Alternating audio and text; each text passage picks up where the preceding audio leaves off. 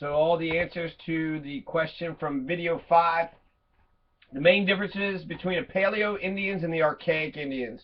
The mastodons and the mammoths. And it's not the woolly mammoth, it's the Colombian mammoth, okay? So there were no woolly mammoths in North America. That was in Russia. They needed the wool in order to keep themselves warm.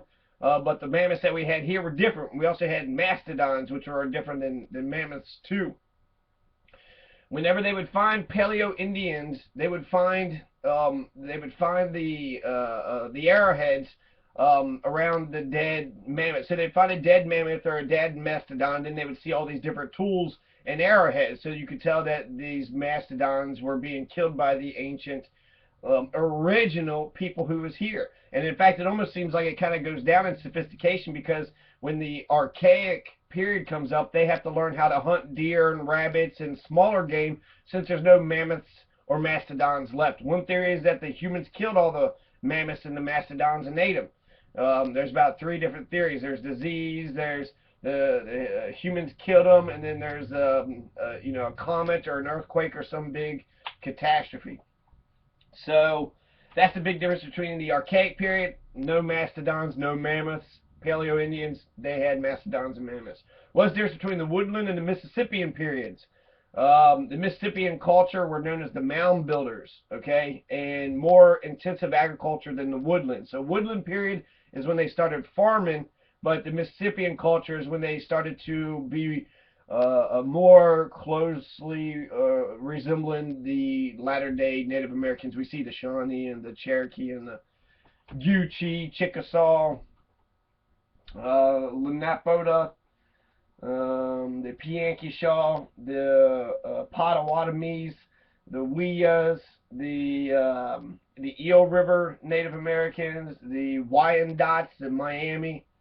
So that's that was a list of Native Americans out of Kentucky. So where did the idea of a dual federal government, dualism, originate from? That's the Iroquois Confederacy. You had Ben Franklin talking about the Iroquois being the backyard American experiment. That's why, because the Iroquois Confederacy was 5 or 6 nations all under one nation. So e pluribus unum, out of many there is one. 13 colonies all became the United States. So they stole that idea from the Iroquois Confederacy. The Iroquois Confederacy did it first. What are the Alwahi, Shanoa, and the Skippakittiki? These are all 3 established Shawnee villages in Kentucky. So people want to say that there's no established villages here. Well, say, well, what about Alwahi or Shanoa or a Skippakittiki? If they're telling you that Kentucky was just a happy hunting ground for the Native Americans, they are lying to you. That is white apologist perspective to pretend that there was no crime that had happened in dark and bloody Kentucky. There was crimes. There was massive genocide. And after the French and Indian War, most of these Native Americans are wiped out that were established during the French and Indian War. The French were nice to these Native Americans. They was writing down everything that was going on. They were more fair in their dealings. They weren't as barbaric and brutal. They weren't just a bunch of butchers. They actually were treating the Native Americans like people.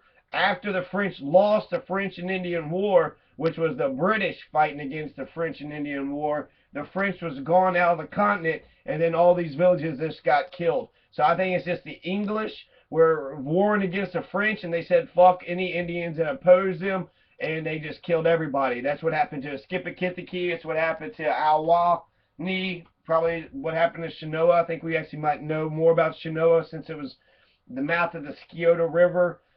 Is where Shanoa was. It was on the Ohio side and on the Kentucky side. What unique thing is the whole city of Middlesboro sitting in? It's a meteor crater. So the whole city's inside of a meteor crater that was created millions of years ago. Okay, so page 22 on Ancient Mysteries out of Weird, Kentucky. Ancient Civilization under Lexington. In his 1986 book, Travels in America, Thomas Ashe writes of his experiences with an enormous underground chamber originally discovered in 1783 beneath Lexington. He describes it as 300 feet long, 100 feet wide, 19 feet high, containing exotic artifacts, a stone altar for sacrifices, human skulls, bones piled high, and mummified remains. Here's the mummies again. We're starting to get some more mummies. You got the Mammoth Cave mummies. You got these 6 foot, 7 foot people with red hair. You got these midgets. The mummies were very strange looking, and like the Mammoth Cave specimens, they had red hair. So here's another mummified person with red hair. This is according to this Thomas Ashe books of his experiences with an underground chamber originally discovered in 1783. So this is before Kentucky was born. They found this chamber in Lexington in 1783. The local Native Americans claimed that they were not their people. Who was the local Native Americans around Lexington at this time? So what, they asked a bunch of dead people or whatever, the remnants of an ancient civilization that died out a long time ago. In 1872, respected historian George W. Rank also discovered this lost city buried beneath Lexington. Again, it's reported that local Native Americans identified the bodies of being from an ancient race that inhabited the area long before them. The Native Americans, right? Local, that's all of them. They all, whoever, they asked one fucking guy, and then they want to pretend like the entire Native American people, you know, it was ridiculous. One person doesn't represent all of them. So strong was the evidence of giant caverns and remains of ancient civilizations beneath Lexington that Herald leader columnist Don Edwards wrote that when one of the large hotels began construction downtown, they did far more core drillings than necessary just to make absolutely certain they weren't building on top of these caves. So that's all they say. There's a big cave and it had a stone altar for sacrifices, right? So there was human sacrifices, just like in Cahokia. Human skulls. There's also the Pawnee. The Pawnee used to actually just murder people, ridiculous. Human skulls, stone altar for sacrifices, lots of bones and mummified remains. They even had red hair. Who are these people? Where did it come from? Why are we finding so many red hair? And you know what? There's no theory. It's aliens. We had an alien invasion come here. They built all these crappy little mounds, these dirt mounds. I mean, is it really, why is that big of a surprise for Native Americans to be able to build a dirt mound? They was able to put things in dead people in a pile and then make it look like a snake. You know, I mean, that's not a huge engineering problem. It's not like the pyramids. Okay, so to just go straight to the alien thing, that's like you giving up. If you think the aliens are the ones who established all these things, I don't know. Someone said the DNA test, there was actually somebody who said it was extraterrestrial, or that the ET had actually zapped some of our cells and they made them like super cells or something. I don't know. I don't have a better explanation. Why do we have 6 and 7 foot tall skeletons with red hair? Who are these people? Where do these people come from? The Brandenburg Stone. Brandenburg's just, you know, right here in Meade County. So I guess that's where this came from. So let's see. In 1912, a farmer named Craig Crecelius found a large stone in a field on his farm in Brandenburg, about 40 miles from the falls of the Ohio. The stone clearly contained writing of an unknown language going in a straight line across the rock center. For 53 years, Mr. Crecelius exhibited the carved stone at fairs, during which some point the rock accidentally was broken into 3 parts. In 1973, so-called expert archaeologists examined the Brandenburg stone and came up with the baffling assessment that the marks were simply natural scratches, and it remained in possession of the Brandenburg Public Library for many years. So here's the rock, right? They're like, what are those carvings? What is, you know, what does that represent? And then they find out, you know, that it's actually an ancient language. So the Brandenburg Public Library has it for many years, and in 1998, a pair of professional Welsh historians from Cardiff recognized the script as being Coelbren, an ancient Welsh dialect, circa AD 500. So it's an old language, 500 AD. And it proceeded to translate the stone at long last, and it says, "Toward strength, unity. Divide the land we are spread over purely or justly between the offspring and wisdom." So to make things strong, make sure that you are fair when you succeed your own power and your own ownership of land. So split up your land like Camilla's Gripshover, or like the original Gripshovers did, and divide the land evenly amongst all the children, so that way your legacy can go on. They have something to build off of.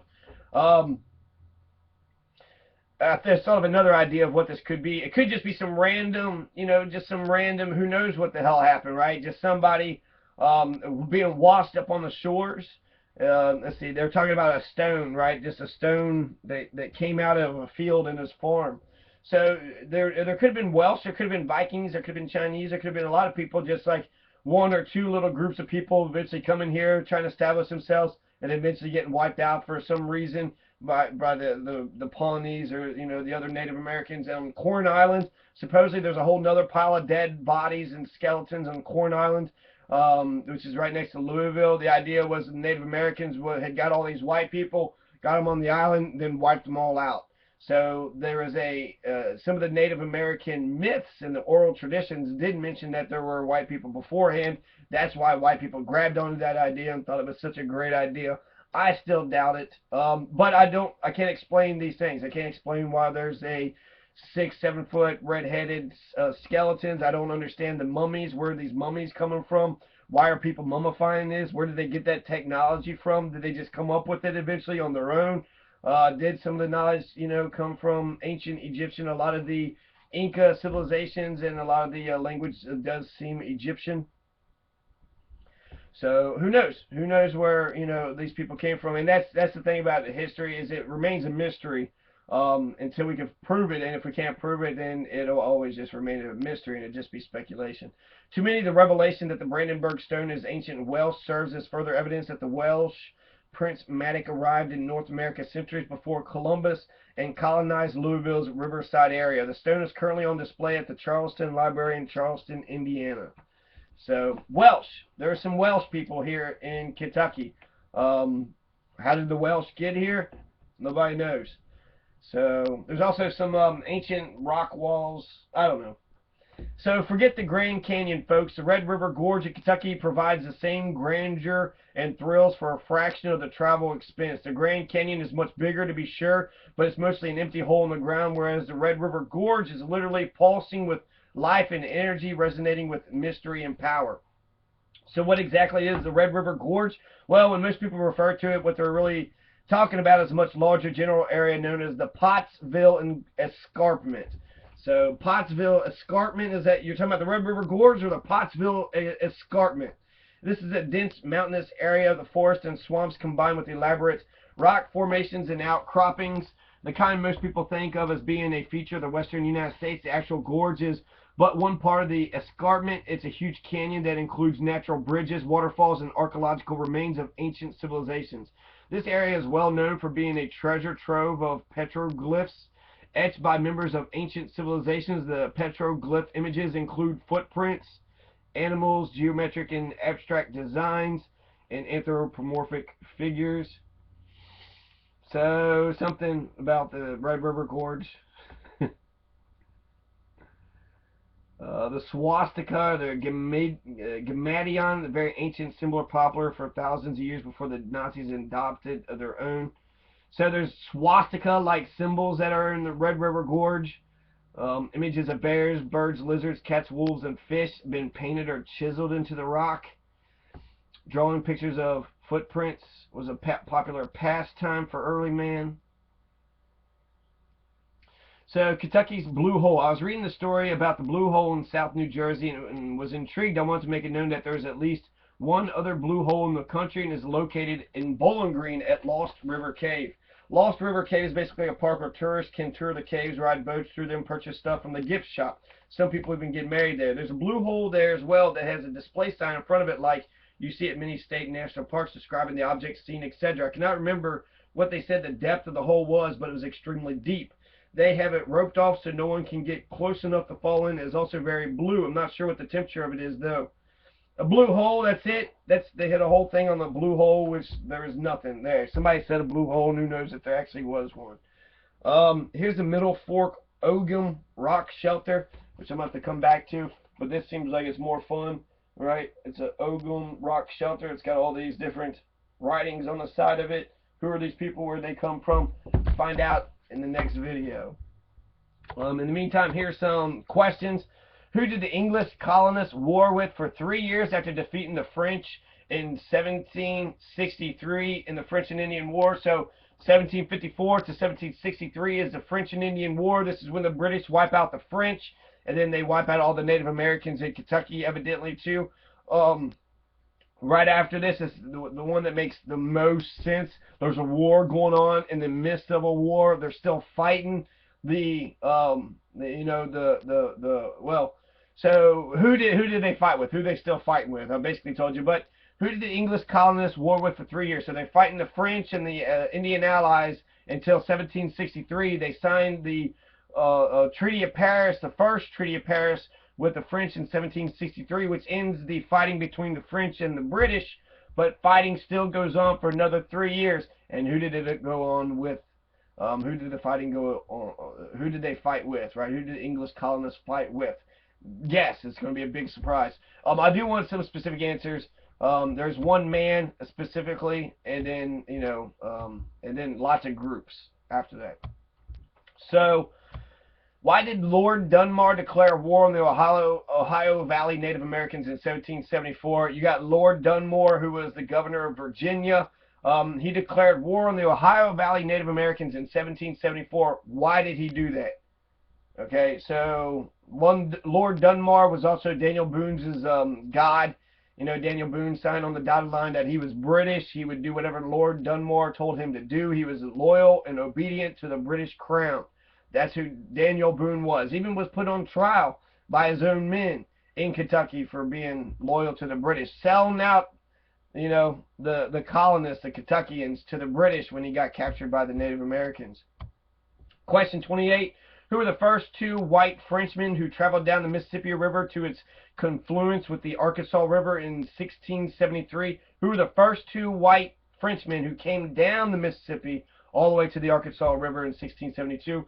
What Native American tribe north of the Ohio River was described to Marquette and Joliet as having so great numbers that in one district there were as many as 23 villages, 15 in another, quite near one another. So 1673, you have lots of villages on the Ohio River of what tribe?